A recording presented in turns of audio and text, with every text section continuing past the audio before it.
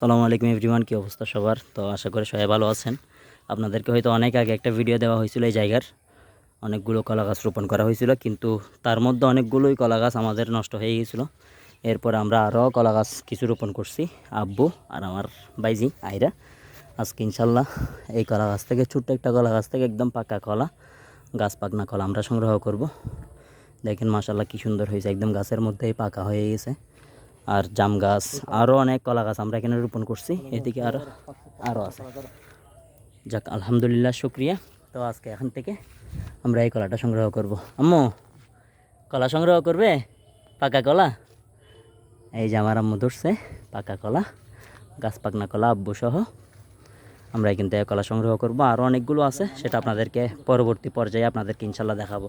তো সবাই ভালো থাকবেন, সুস্থ থাকবেন। আমরা কাটি, আপনারা দেখেন। বিসমিল্লাহির রহমানির রহিম। আব্বু একটু ধরেন, আপনি কলাটা ধরেন, আমি কাটি দিই।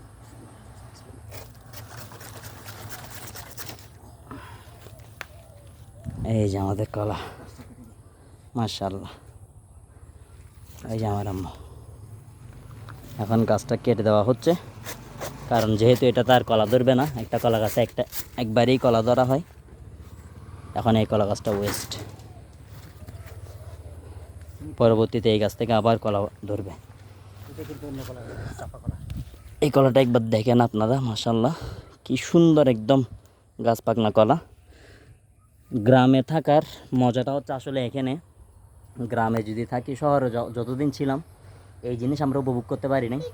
শহর থেকে কলা কিনে খাইতে হইতো, আর এখন আলহামদুলিল্লাহ একদম গাছ পাকনা কলা।